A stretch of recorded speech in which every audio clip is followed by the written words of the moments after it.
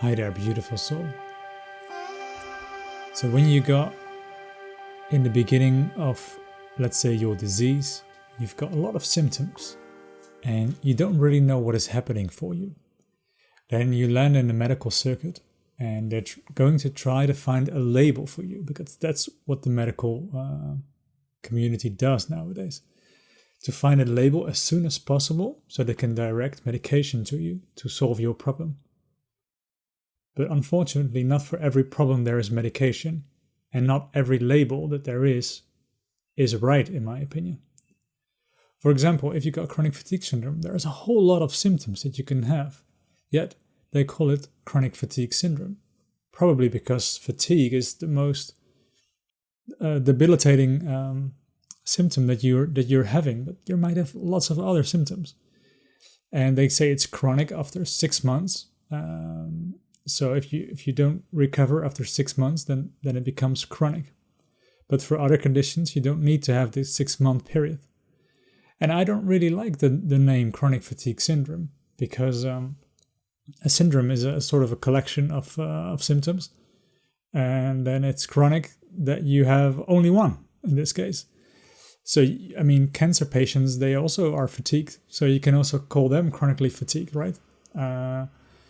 So it's not really a name, in my opinion. Yet I chose to use this name because it's a common name and people are used to it and they search on it. And we all know what we're talking about. But there are a lot of people who still doubt, like, this label, chronic fatigue syndrome, I don't really know if it's mine. So there are a lot of other labels that are being used. For example, ME. I still can't pronounce it after many years, so I have to read it. Myalgic encephalomyelitis. And that means that there are sort of infections in the brain and the spine and in the muscles. But the blood tests often don't indicate that there are these kind of infections. Yet the term ME has sort of become a symbol for a debilitating disease where you can't improve anymore. So it also makes you passive.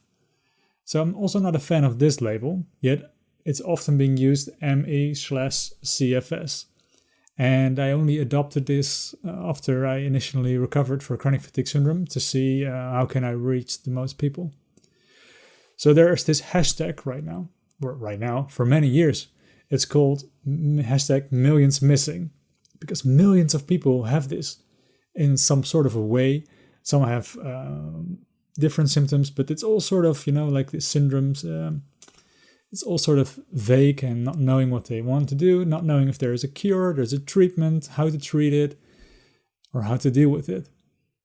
So if you're looking for another label, the internet and doctors are keen to give you labels because that's what they do. And there's a recent one that's called long COVID. First, I thought it was lung, like the lungs here, like the COVID is on your lung. I think that would make sense to me. But long COVID, it lasts very long. It sounds like a terrible label to me. And I also don't think it's right, because they say, they actually, on the website of the CDC and the Dutch CDC, they just copied everything from the MECFS page, using the exact same words, making it the exact same thing, but now it's related to COVID, which signals that it's post-viral.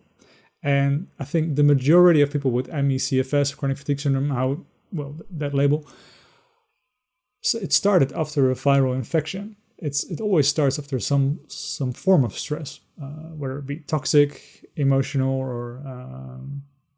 or physical. What I feel with post-COVID is that it makes people passive. Like, hey, I can't do anything about this. It's post-COVID. I am a victim. And I think that many years ago when I got fatigue, and I also had a viral infection in the beginning weeks, I would have loved this label. I would have claimed it. My friends wouldn't ridicule me anymore. Even my friends nowadays tell me, like, what you had was just in your mind. Well, they're not really friends anymore. But look at how bad COVID is. There is this long COVID. That is really bad, which is the exact same word. I mean, on the website of the CDC, they use the word capricious, which is a word I only saw for ME/CFS before. Ups and downs, ups and downs. So I feel that this long COVID word is making people in the community passive, making it a victim mentality.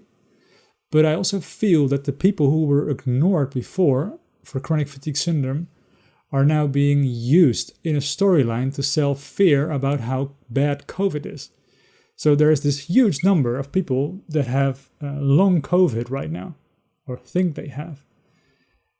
But there wasn't this number of chronic fatigue syndrome before. Why? I think because people were just sent away from their doctors. Go rest, it's all in your head.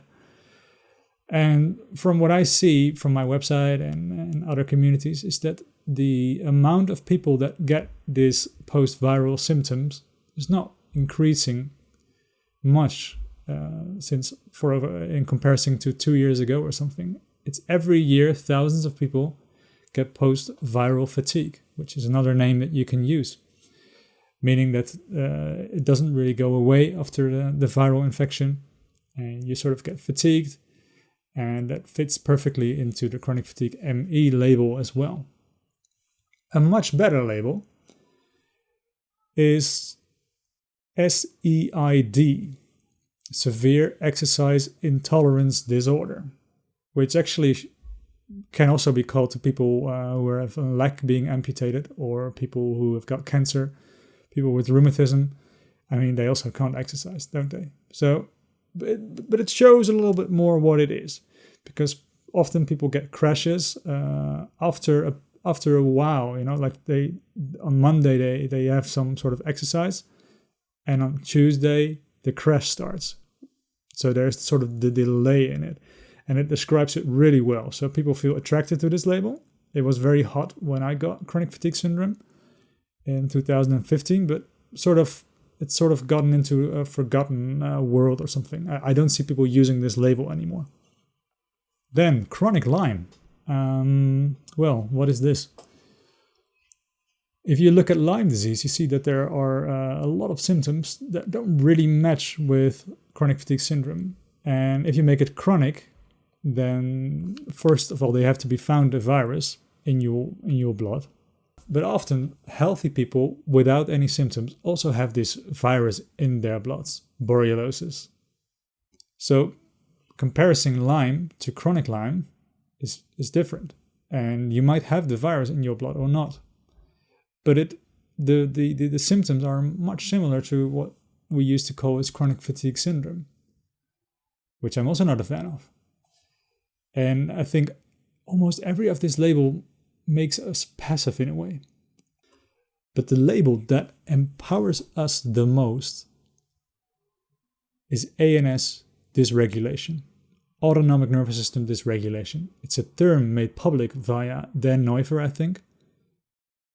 He has also this program, ANS Rewire, because it empowers us, because what we need to do to rewire is sort of in every part of our life, whether it be physical, psyche, emotional, you name it.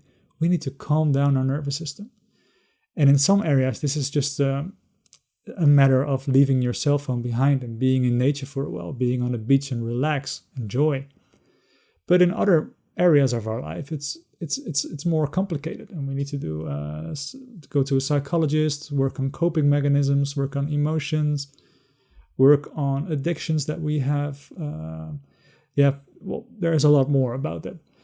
But I would like this label to be used for everyone out there, so that they don't get passive, but they also don't get used in a storyline to sell fear to other people. And they don't get ridiculed by a stupid name like chronic fatigue syndrome. So in my ideal world, we would take over this one, but because so many people out there identify already with the label ME/CFS, I think I'm going to continue with this label. But I don't really see it as a good label, so keep that in mind. And if you'd like some help for calming down your nervous system and remove the stressors in your life, you can book me for a coaching session, or you can also join the Alignment Recovery Program on my website, which is available for donations because I want to make it available for people who are really at rock bottom, who really don't have anything to spend, who are in bed for years, and also for people who have money and that they can spend it via donations so I can keep continuing the work. Thank you very much. Bye.